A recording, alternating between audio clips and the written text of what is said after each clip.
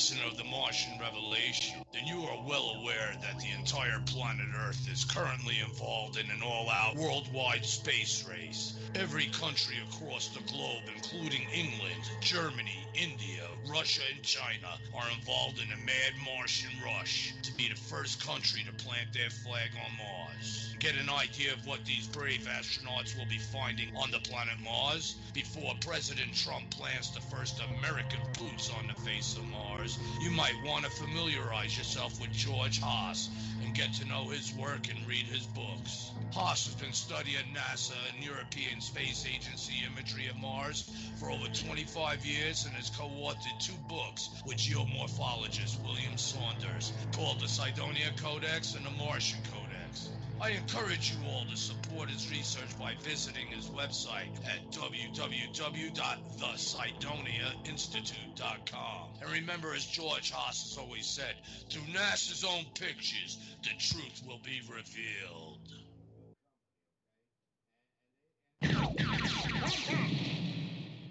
Welcome back, everyone. I'm Gary Leggiere, the Mars Revealer, known also as the Mad Martian. Of course, you're listening to the Martian Revelation. That's upon you all again now.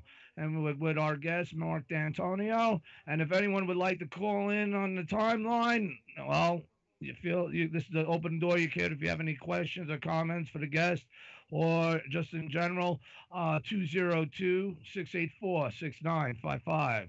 202-684-6955. One more, 202-684-6955. Blow those cobwebs off. All right. So I know it's late for a lot of you, but that's okay. But I'm sure many might have some questions for this guest. So, Mr. D'Antonio, we are back. I see that you're back as well. All right. So I see you brought some little models there. Yeah, if you want to talk about some of them, because I would definitely like to get more in the aspects of the knowledges of your work with MUFON and the other reasons, who knows from what age, did it start changing your aspects to what these craft may represent and the bigger questions of your search in the heavens there. I mean, I don't know about you, but I'd be always looking, always with the hint. Might see something, you know. Very true. That's what a lot of people do. You know, they look up because they're hoping to see something. But the chances that we're going to see something with our eyes look at the visible spectrum. It's a little tiny range of all the different types of light that reach us. Okay. The infrared and the radio spectrum are way out here along with microwaves, and then the ultraviolet is out past the blue end, and now we end up into the gamma rays and X-rays out there, and those are not visible to us.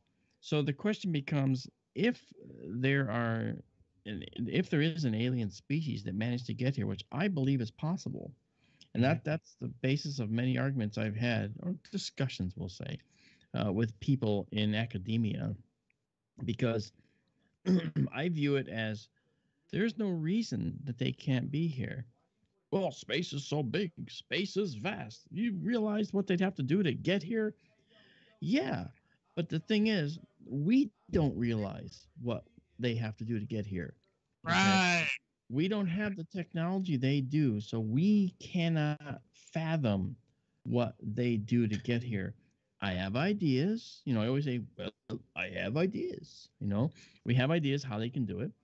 And that is why when I saw Doug Trumbull's UFOTOG system, many years ago, it was a Humvee, which had a telescopes that would come out of the top and look around and scan for moving objects in the sky, trying to find that anomalous object.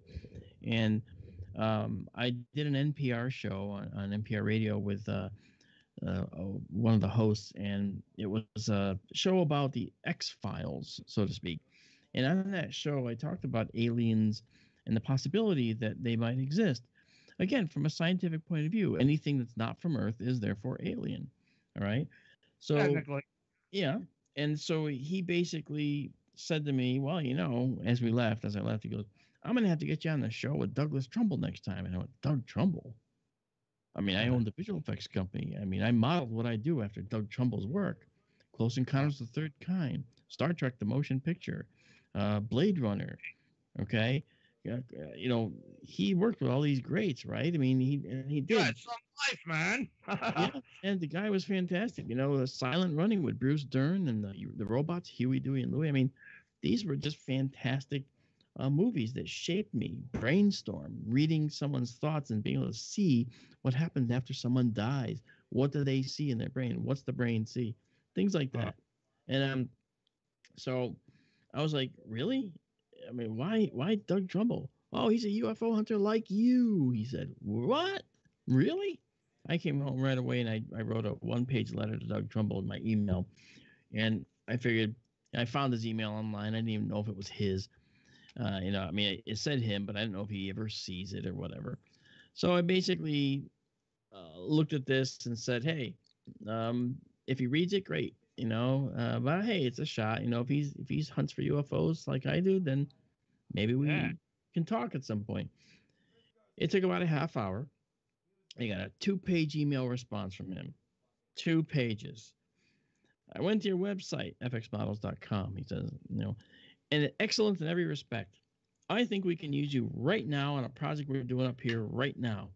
But whoa, real, and I'm shaking. It's like, whoa, this guy is my idol. This guy is the man. Yes. My mom's after. He goes, why don't you come up here tomorrow? Oh, I didn't sleep that night because I was like, Doug Trumbull. Oh my gosh, what do I call him, Mr. Trumbull? I mean, you know, Your Highness. What do I call him? You know, I mean, the guy is like a legend. And when I met him, I called him Mr. Trumbull, but it wasn't really that. It was like Mr. Trumbull. You know, voice, the whole 9 yards. And within a week, he had me dispense with all that, and it was Doug. And it was like the grandfather I never knew I had, kind of a thing. The man was generous, kind, and he actually wanted to hear what you had to say, you know. And I just walked onto this set on doing this commercial with him that he was doing for Burger King of all places, and he wanted to hear how I thought we could do things. And I'm like, really? I was like thrown off, like, yeah. He goes, well, here's what I want to do. He says, you know, what do you think? Do you think that'll work? I go, who am I to? And I'm thinking, who am I to say no? I don't think so. When in fact, answer if you're there. but I did think that it was a good idea, and I said, well, I mean, maybe if we change it this way, it might be easier to make. He goes, okay, have at it. And that was that. That was it. Now, I ended up for one of the scenes, we had these catapults we made, and they were coming from 3 different directions. Okay, and if you see in the camera, so I had one here, and one here, and they were catapulting these 3-inch Oreo cookies that were supposed to be, you know, small Oreos, but I made them larger. And they all have to meet in the middle and then smash into millions of pieces. And that was the shot. And we were shooting it at very high frame rate, which means that you get a really slow motion of these cookies hitting and breaking apart. And it would be just beautiful, which is what he wanted. Wow. So I thought, hey, that's cool. So the first iteration of the catapults that they had already made had springs that were going to like shoot the cookies. Well, the spring shot the cookie almost only the length of the catapult. Okay, it wasn't that nearly strong enough. So he came in and says, how's it going in here? I said, well, these springs really aren't that powerful. And I looked to my left and I saw this roll of surgical tubing on the floor. And I said, oh, hey, can we use the surgical tubing and make kind of a rubber band thing? And he goes, oh, sure, if you think it'll work, have at it. I went, okay, cool. He walked out, and I thought, wow, Mr. Trumbull thought I had a great idea. You know, I must be somebody now. Little did I know. Okay. All things come at a price, you see. And so we wired these things up with these, and one of the guys in there said, I don't know, that seems to be too strong. And that's we let it go. You know, it's like, wow. And I said, nah, I think that'll be just right. He goes, I don't know. And I thought, you know, Mr. Big Shot now, remember, Mr. Trumbull, you see, liked my stuff. Okay. Right. And this was actually, by the way, the first day I met him, day 1. Okay. First day I ever met him. I hadn't been calling him Doug yet. It was still Mr. Trumbull. And so I sent we set these cookies up on these catapults, and we're firing a test shot. Okay. Well, we had this one catapult fire the cookie, and we said, "Okay, here we go." And the guy said, "Nah, I don't know. That seems like it might be too strong." That's one of the guys working on it. And I said, "I think it'll be fine." Okay. He fires a catapult. Boom, pow, goes right through the garage door. Oh. Well, at least it didn't just go to the front of the catapult, so improvement. I heard, we saw insulation flying, the foam insulation inside the door, and I'm like, oh, it was like a bullet going through the door. I thought to myself, I am so fired. And he said, "You are so fired." I didn't need to hear that. And I hear Doug swearing out in the driveway. He comes barging into the garages we were working on this, in one of the effects houses. And he goes, "What the heck was that?" And I went to raise my hand to say I did it. And I looked to my left, and this guy was already pointing at me with a look on his face like, this is the guy right there. Yeah, like that. And I looked to my left, and there's his finger pointing right at me. And I sheepishly raised my hand and said, "Yeah, Doug, I think we're on the right track, but I overwhelmed it."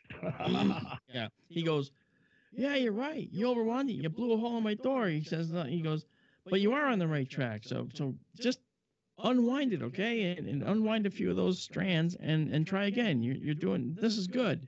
He walked out. And I thought, I am so not fired. And then we did unwind it. We got the perfect blend, and then we finally got the shot we needed. And I thought to myself, wow, this is fantastic. And several days later, he was Doug now to me. And at the end of it, he called me up to the office, and I thought he was going to tell me, and his wife, Julie, was there, who's a sweetheart. And they were sitting there, and I expected him to say, "Well, thank you." And I thought, well, it's been great working with them, right? And instead, he said, "Julie and I have been talking, and we'd like to continue with you." I'm like, "What?" He goes, "We'd like to continue." He says, "We think you've got a good head on your shoulders. And he said this to me. He goes, "You get me. You know what I'm trying to do. I don't have to explain it, and that is really helpful when everyone around me doesn't have a clue sometimes." I went, wow. I was really humbled by that.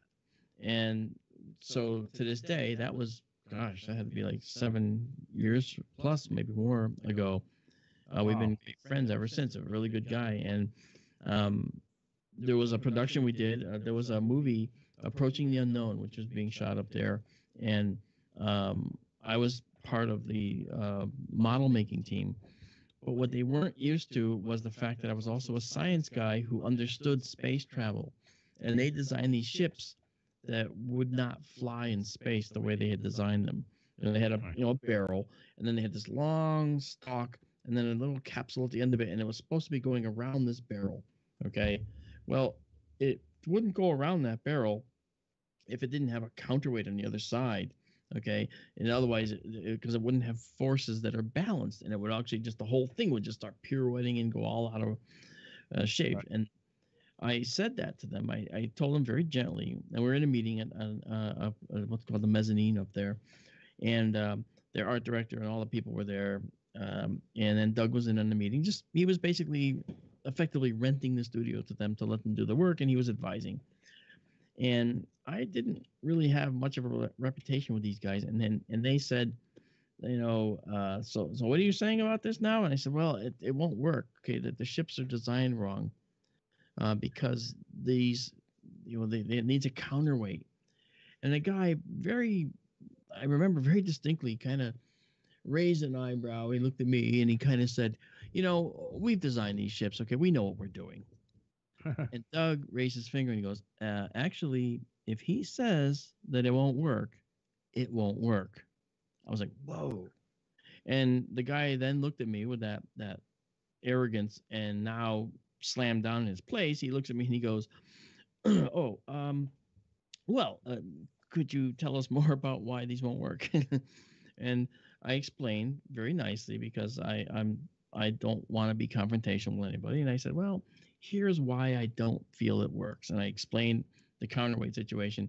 And then all the ships had counterweights. And they eventually got the movie out. It had these beautiful this Because you're beautiful. trying to represent reality. It, Right? it represented like gravity or something, like for the scene. it represented a proper reality. Okay, and that's the only kind of science fiction Doug actually likes to do. He turned down the Star Wars franchise. He was offered the option to do all of the Star Wars franchise, and he turned it down because he didn't like the universe. He felt the universe was not the right universe, So, and it's all about the data, right? You want to make sure that if there's no sound in space, then your spaceship shouldn't roar as it goes by you if you're looking at it from space. Okay. Right. So that kind of thing, and it's all data, right? Like with these crater plates I make, it's all about accurate data, Like this here, I got one. This is a Martian crater. You can actually see the contours of this Martian crater quite nicely. Okay, and that looks really pretty. This is a typical crater on Mars, right? Then this is actually Olympus Mons, and you can see that it actually has, the right scarps. These are those really big scarps down here. I know this is small, but that's the size of the curated data. And then I made a larger one. This is actually a volcanic slump. It's a rift valley in Mars. Okay, and there's a hole here. This little area here. You can see there's some land that collapsed in there. This is actually a really cool thing, and it's actually pretty thick at the end because that's the contour that I made. That's the slice that I made, right? And then back on the moon, okay, this guy right here, this is the Apollo 15 landing site. All right.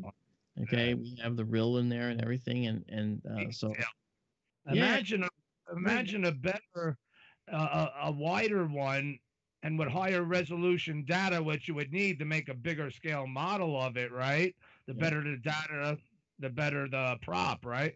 Yep, that's right. And we do get better data, for those, and we've been able to get that data, and the folks that curate the data are happy to give it to us, and help us with it. I've also helped them with their system because there have been issues with their system at times, and I'd be one of the first ones to find that there's an error. So I would call them and say, "Hey, you got a problem with this particular data set?" They're like, "Oh, thanks, man," that kind of thing. So they're very, it's sort of beneficial, mutually beneficial, right? So it's kind of cool, but it's like, playing with this stuff. I feel guilty for the work I do sometimes. I feel guilty, like, shouldn't people hate their jobs? Shouldn't it be work? And it's amazing, man. It keeps you busy. There's so many different things that you in all these works that, well, it doesn't get that monotonous, I guess, and you're very passionate with, and that's good because it's making a difference in the kids' lives and stuff. Have you been going to like schools and stuff too with all these, and do they, the principals and stuff, or parent teachers, what I've done is we've made a bunch of these that we haven't painted, and of craters, and we're actually trying to make them available to people that are visually impaired, so they can actually feel the texture of the moon and the craters on the moon and see how they go down and up. Try to give them that feel. That's very important to me because it was only 5.5 years ago that I was blind. I was also a quadriplegic, and I was a quadriplegic too. Go figure. Holy crap. Well, that's because of a surgery that went wrong. I ended up waking up blind and quadriplegic, and they had me in a coma for a week, and I was wide awake during that coma. I could hear him talking about me, saying, "Well, he might not make it," blah blah blah. And I was never. That makes you feel good, no one to talk to. You couldn't even talk, huh? No, I couldn't, and I couldn't move or anything. I couldn't see. I had ears, but that's a nice. Yeah, it was. But you know what the weird thing is? So that's I'm glad you went through it. You came through it, obviously. Yeah, no. Weird thing is, I was never frightened. I knew I was going to be okay. In fact, during the coma, I was building a circuit in my head, and when I'd get tired, I'd put it away in a little box. Okay, and then when I woke up again, my brain would wake again. I would pull it out and start from where I left off. And the thing I discovered in that coma, which is something I've been, might be the subject of an upcoming talk actually, is that the brain has an amazing ability to remember everything it's ever encountered and experienced. When I was just a head in a jar, like on Futurama, okay, and didn't have a body connected to me to work with, I remembered everything in my life, every single episode, every single thing I did wrong, every single thing I did right. I remembered all of it. And I could randomly access it and go there. When I was like 5, I did this. Well, oh, that's what I did. And I saw it in full color, full detail, you know. But as they started pulling me out of the coma, and of course I remember them saying so, okay, we're going to take him out of this coma now. It was medically induced, to see if he'll survive. And I'm thinking, I'm going to survive. Just hurry up. You know, I literally was getting impatient with him. Yeah, hurry up. And as they brought me up, everything reconnected, and I felt that box up with my circuit in it that was going to help doctors communicate with my brain. I was building this thing to help neurologists connect to me. It started slipping away. And I was like, no, pull me back. I got to get that. And I wanted to go back. And of course, nobody can hear me. And I kept coming out. Now, what that was and is something that could literally do that. I see what you. I could see the frustration, but think about it. Stranger things happened. That could have been the next thing. I knew it would work, but I lost it, you know, and I still can't get it back. It's gone. It may be in here somewhere, and I'd have to get help pulling it out. Biofeedback. If you're familiar with biofeedback, that might be able to help. Because you're in a, you know, you bring yourself down to a complete relaxed state, not enough to comatose you, but maybe enough to where maybe you could access that memory again. Yeah, that would be. Here's what I did learn out of all that. I learned that the brain is indeed plastic. The brain can reroute, because the doctors said we don't think he'll ever see again. Okay, because his visual center. What happened was during the surgery, there was a clot that got loose from the surgical site, and it blew up in my brain, and I had 8 major strokes. Oh my God! All at once. Strokes. Okay, clots that blew up. It wasn't a burst blood vessel. That's the aneurysm. Okay, and these clots distributed themselves throughout the brain. All right, and my visual cortex is almost gone. Okay, yet I see with almost 99% of my everything is back. I drive. I navigated Manhattan in my pickup truck to go to talk at a conference there. Okay, and this, in other words, how did this happen?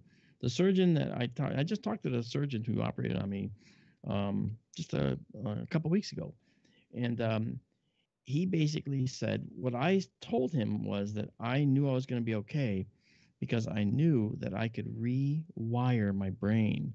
Somehow I knew in that coma is when I came up with this process. I'm going to make my brain rewire itself. And he said, well, how do you do that? And I said, well, it's kind of silly sounding, but I came up with a little mantra, and it's called train the brain with pain. When we go to a doctor, we say, give me a pill, doc, this hurts. I want to make it go away. In many cases, that's the right answer, you know. But in cases where we're trying to heal from, say, strokes, I had to learn how to talk again. I had to learn how to see again. I had to learn how to move again. 8, you said? Yeah, there were 8. They thought 4 to 6, and then it turned out it was 6 to 8 strokes. Wow. And all these dead spots in my brain right now. And so he basically said to my family that, you know, the visual center was really hammered hard. Hopefully he'll get some level of sight back, but you should be prepared for the fact that he may not be able to see again. And that was actually May 30th of 2015. Okay. Wow. And on June 15th of 2015, I went to the rehab hospital. And they brought me by ambulance to the rehab hospital. And of course, couldn't see, couldn't move. I had like these like involuntary, you know, twitching motions, you know. And I viewed those as positive because I said, see, the brain's trying to make heads or tails of this, but it's not getting the right help to rewire itself. I said, I can do that. I can do this. I know I can. And then the way I did the thing was when they took the trach out, I asked the nurse to put Netflix on in front of my face. and the screen displayed something on the screen. I couldn't see it, And I said, just leave it on, let it play a series, and let the series just play the next episode, the next episode, the next episode. Find the biggest series you can find. Okay. Right. And it took it took a couple days for me to see a difference, but the difference was amazing. It was night and day, literally. Night became day in a sense. Wow. In the interim, I had gone to the eye doctor on site, and he said, "I'm sorry, but right now you are, what we would call, legally blind. Maybe not profoundly blind because you can see some light and dark, and I could see some light and dark going in. All right. Right. And he goes, your visual center has been hit pretty heavy, and maybe we'll get some of that." To him, I'm going to get all of it back. That's what he said. I didn't know that for sure, but I really felt I would. I knew that this was just an irritant. It was an irritation, a bump in the road. So you are you in the state you were in the states you were in, just like you are now, but inside your mind. You are your own personality. Even though all this shit's going on, physically, you're with it. Yeah, and they didn't know. You heard them talking and everything, so you were cognizant in that sense. Yeah, I heard everything they said, and I remembered everything they said. In fact, I repeated their conversations. And they said, somebody had to tell you. We didn't. We didn't. We don't. You don't know what we said. Actually, I do. I heard it all. I'll repeat it. Okay, she said, and then he said. I mean, the neurologist actually said the following words. He said to my family, "He's on this side, and my family's on this side." Okay, this is when I was at Mount Sinai in Manhattan. He's at this side, and he goes, "At best, we think he may be a quadriplegic and blind, so you may have to prepare your home for that." And you hear gasp over there. It's like, no, it's not going to happen. I'm inside going, I'm going to be fine, okay? And I was like, you guys, you just don't understand. You just don't understand the brain. So anyway, we ended up going through this at the rehab hospital. I took myself and watched this show. It took 2 days, and when 2 days passed, I could see shapes on the screen. Now, why? Because I forced my brain to try and make heads or tails of what was on the screen, and it was very painful to my brain and to me. My eyes hurt. I had migraines. I wanted to close my eyes in the worst way, okay, but I didn't. I forced myself to watch that screen because I knew the screen was sort of here, and I kept my head there because I couldn't turn my head too much, so wherever they put me, that's where I was staying. I just kept my eyes open. And the brain was screaming at me, I need to relax. I need to just get away from this pain. And I kept thinking, the only way you're going to get by this pain is if you make these pathways work again. Find a way around it is what I kept saying. Yeah, I get the concept. I believe in that. Yeah, and it was only like about a week later, I went to the eye doctor on site again. I'd see him like once every few days. And I said to him, "Can you put the eye chart up?" And he goes, "What?" I said, "You please put the eye chart up." Okay. And he put the eye chart up, but really, it's the one that was just the shapes, and it was a distance away, and it's the white square light, and then of course the eye chart with the big black letters, and I couldn't see them. But I said, "Well, I see the white square," and he goes, "You do? How? That's 4 days. How are you seeing the whites? Are you sure?" I go, "Yeah."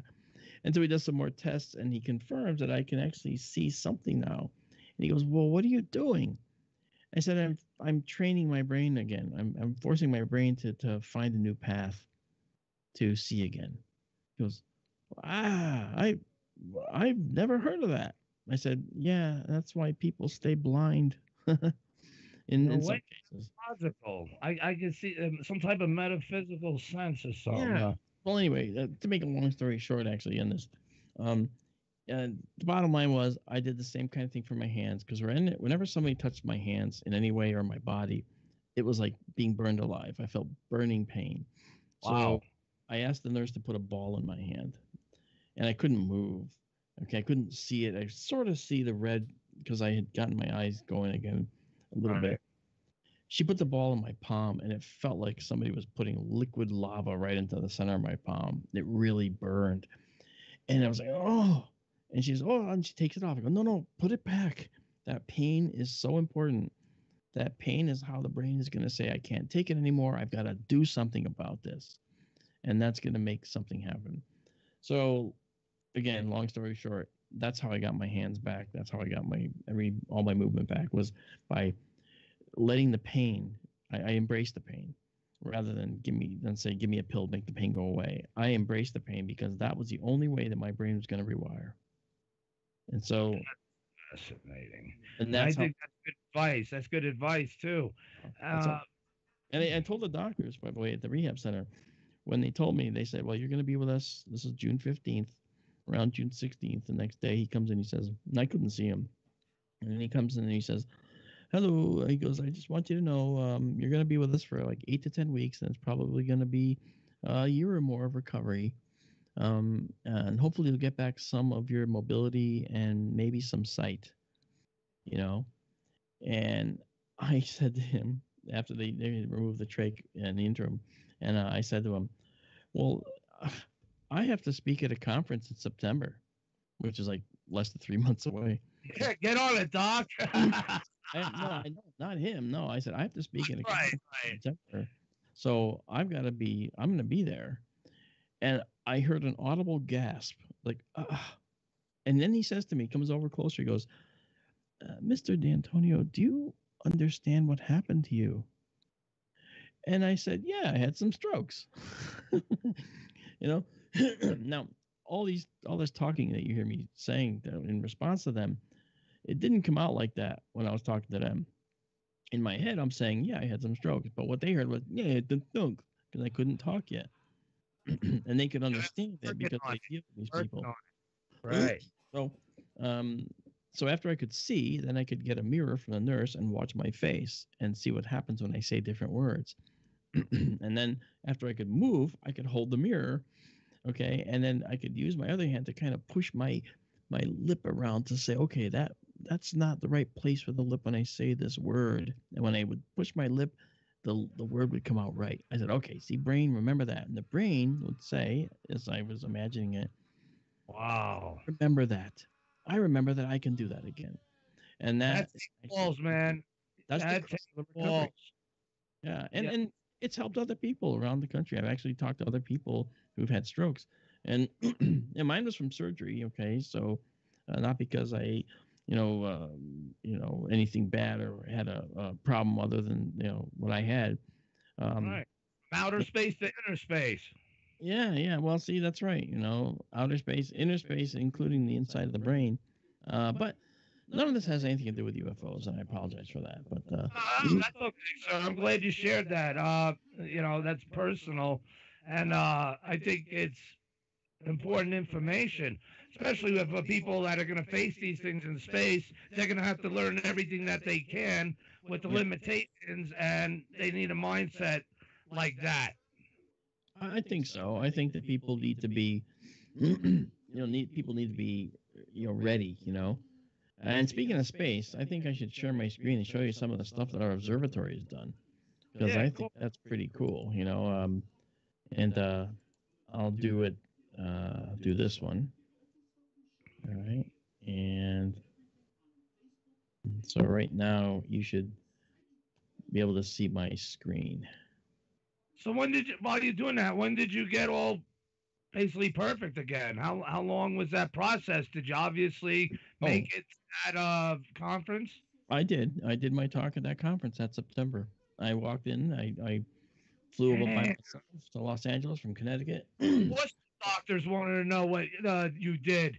They'll make a fortune off you.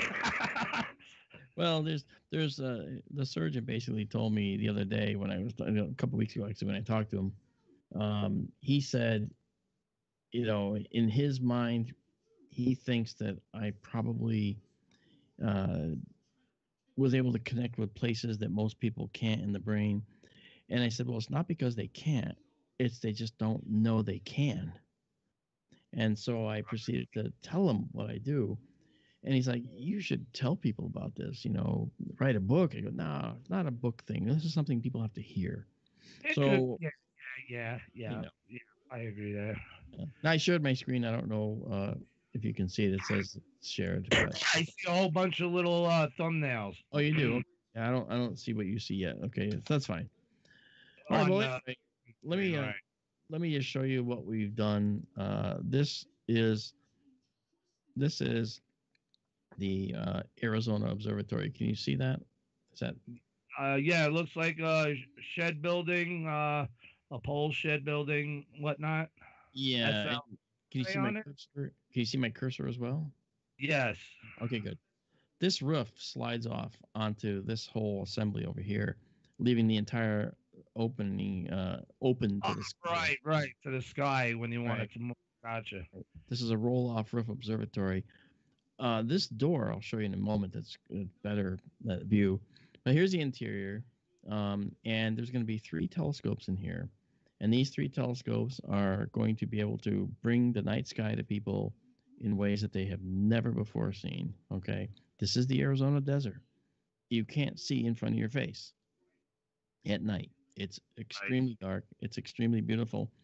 And I use an ordinary garage door opener to take the roof off, and it works beautifully. Look, garage rails. Okay. Are you familiar with Francis Walsh and his cosmic obsession? I've heard of it, but I don't have a familiarity with it. I think you guys should talk, man. But who knows? Maybe we could have a future show if you're willing to come back on at some point, sir. I hope. Maybe. As an astronomer, I am up late typically, but when you're up late the night before, it kind of. I understand. We're not young anymore. Here's the door, by the way. This is the Sky Tour live stream, the STLS, and that is the Orion Nebula. Now, this door was done by an Arizona artist named Tara Deulis, and Tara used thousands of bottle caps.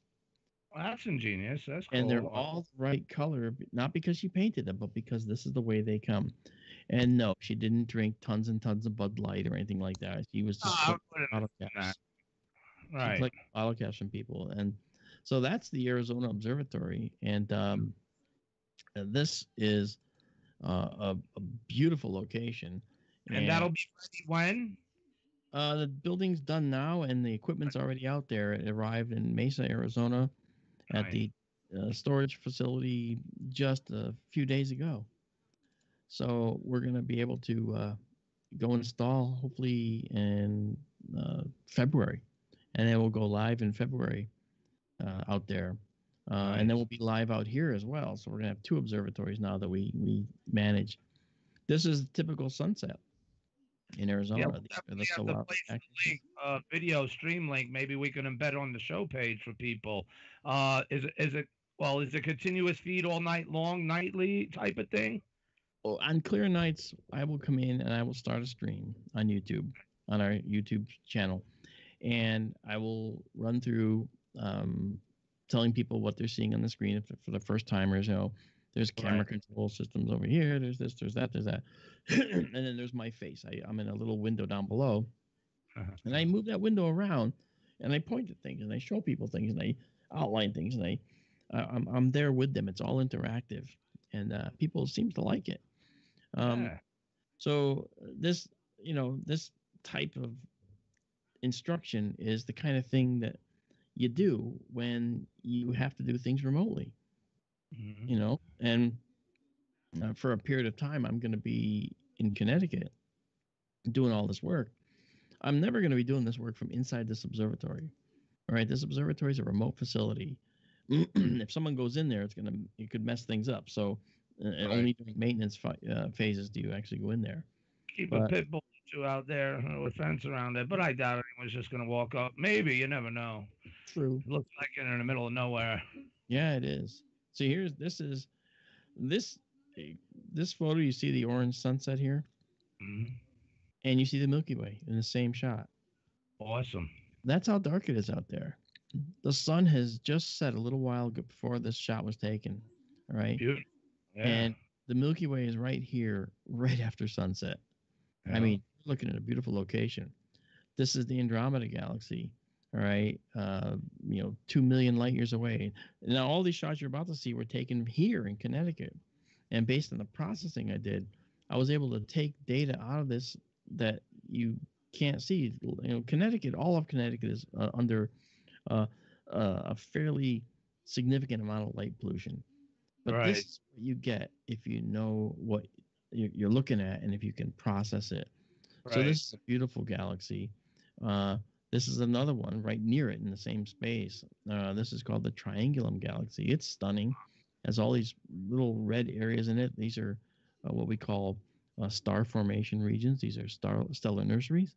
Have you ever seen Sebastian Voltmir? He'd be someone else you should talk to. Sebastian Voltmir. I've seen him, no. Oh, have you seen his work? I mean, man, it looks good too. You guys, man, should connect. But he's over there in Germany. Most of the time he goes all over Africa and all these places. He's got some really nice dark skies. Yeah, man. Here's another beautiful one. This was taken. It's up in the northern sky. This is a nebula called the Bubble Nebula. There's a star in here called a Wolf-Rayet star, and it literally is blowing its outer layers off.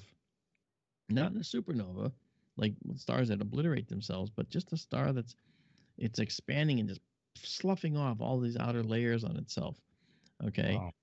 And these are very special places. They're also very dangerous. We would never survive anywhere near this thing. Okay. This is a beautiful nebula we call Casper the Friendly Ghost Nebula. Don't ask me why. I don't see Casper anywhere. Okay. But, then we have clusters like this one. This is a double cluster in the constellation of Perseus. It's beautiful. It's beautiful twin jewel boxes in the night sky. Absolutely stunning. Then this one is the remnant of a star that has basically died. This is called the Dumbbell Nebula, but it's also known as a planetary nebula. This star in the middle here, what you see in that center, that's the thing that caused it. And what's left of this star, now that it's died, is this white dwarf in the middle. It's so hot, we can see it from a couple thousand light years away. But there's no way to see or tell if it has any planets or had any planets in its beautiful color nebula there, or is that what makes up the nebula? Yeah, well, that's the thing. This material coming out, they're going to have a healthy supply of dust along with this gas, and it will spark new planetary formations somewhere down the line, and that's the thing which is really cool. This one here you've seen before. You may not realize it, but if we look in closer here, okay, this. There's that. Yeah. You recognize those three little fingers? Yeah. These are the pillars of creation. Hubble took a creation. Yeah, these are the pillars of creation. We shot them here as well, and I think that these pillars are just beautiful. They showcase what we see in the universe. Do they ever appear as changing, or how often would you have to check to see if it moves? Probably. See, as a kid, I wondered that, and as an adult, I wondered that. I mean, sometimes they ask stupid questions, but they can be relevant. No, they're not stupid. Okay, because like I said, as a kid and as an adult, I've often wondered what are the time scales over which we'll see changes here, because it's all motion, it's all moving. We'd see things flowing and billowing if we could see them over a long period of time. It's however many million miles away, that's how many years ago, what we're seeing there. Yeah. Or is it the deeper you can penetrate, you may be penetrating through time. So that would all depend on perspective. But then again, I'm not that smart. You're saying things that are not wrong at all. You're right. Like the Eagle Nebula here, that's what this is called. It's a few thousand light years away. So you're seeing this thing a few thousand years ago, because that's how long it took the light to reach us. All right. The universe is a massive time machine. You see the sun 8 minutes ago. Okay. Hours ago. Okay. You see nebulae in general 1,000 or more years earlier or years ago, as they appeared 1,000 years ago. The Andromeda Galaxy I showed you first, you saw that 2 million years ago, because that's how far away it is, 2 million light years. Actually, what it was like now, if there's that would be fascinating. Yes, Exactly. What does it look like now? That's right. You know, and that's where I like to go to. Think about what's it look like now? What does this evolve to over the? This is called the Veil Nebula. It's a supernova remnant. This beautiful gossamer shape in the cosmos was born of the most cataclysmic explosion. Yeah, how do you know? How do you know? Well, because we can check its velocity. We see how fast it's moving out. We know where it's coming from. We see the round location in space. This is a small section of an overall, circular object in space, and this is one small piece moving up to the upper left, and there's pieces moving to the lower right, pieces up here, and this is the remains of a single star that obliterated itself in a supernova. And it's amazing how much that gas gets spread out to the interstellar medium, and that gas makes its way elsewhere and sparks new star formation. It makes you wonder how far all those stars are behind it. Yeah, they could be in front of it too. Well, yeah, that's true too. Except that in the case of this object, they're actually not that many of these stars are behind it, because this thing is actually only a maybe I think 1,600 light years away. So some of the stars will be in front, but many are behind it. Okay. This is another remnant of a dead star. You know, they have various shapes, various colors. Long then? What's that? Millions of billions of miles long then, compared to the star positions and all that. Oh yeah, yeah. They're big. Yeah, and that thing's huge. This thing is light years, and this is light years in length. You know. Yes, light years in length. That huge. And a single light year is 6 trillion miles. So it's many, many light years in length. You know, this guy here is about 2 light years in diameter. All right. So it literally takes the light 2 years to go from here to here. That's great. I wonder what type of life, potentialities. Again, if they had planets, they got Wooty Dude, obviously. Yep. These big old clouds, as it was, going light years. Everything that was on them, its essence, its cellular structures, DNA, right? Yeah, I mean, whatever there was, I mean, we actually found planets that are surrounding stars that have actually gone supernova. And we find that there are planets that are still in existence around these supernovae where they occurred. Planets around things called pulsars. The pulsar is the remnant of a star sometimes that explodes. And they're like lighthouse beacons that swing around with this hot radiation. And they move very fast. Well, we have seen planets around pulsars, which indicates they were there before the star blew up. So could there have been life there? Maybe so. You know, maybe so. This is a beautiful nebula. We're in the universe. Life is universal. Dr. Gil Levin also firmly believes that, and so do many others. And it makes sense because, you know, again, panspermia issues and stuff like that, or, you know, dormant, or some could also obviously be fossilized, or just dormant enough and wind up in the right spot. And I don't know. I mean, but then again, I don't know. But then now when we talk about intelligence, which I know is subjects you love focusing on too, the possibilities thereof, I want to read your book there. There's probably a lot of my answers I'm thinking of in my head are probably in it. Well, it's written for all groups. You know, it's written at a level that everyone can understand, basically. Yeah, because that's one of the things that I like to do is to reach everybody. Because and books by people that what's special relativity, what's general relativity, what the heck is relative? That's where I think because of their brain, your moment there at night. That's right. I mean, so I definitely see the value in that. Yeah. Wow, that's pretty cool. Look at that thing. Yeah, this is the Iris Nebula you're looking at here. It looks like an eye a little, don't it? Yeah, it's pretty cool, you know. But you can see stuff. You don't see stars here. You can see fuzziness here, but you don't see those faint stars that you should see here. It's a location. There's a lot of dust here, and dust becomes planets eventually, potentially. All right, and could become life eventually. And that's where we're from. And that's why Carl Sagan famously said, we are made of star stuff. Right? Yeah. That was his famous quote. And we stars make the elements table. And all the atoms we see in our periodic table were made in a star's heart at one point. You know why? Why? They make up everything. Good one. They make up everything. Yeah. Well, the reason I say that is because that's the actual shirt I'm wearing today. Yeah, I know a few atoms too that could relatively. Yeah. So this is Lagoon Nebula. This is a very popular. Like when all this is up and kicking for people. That's right. Sky Tour live stream is going to be up and running, man.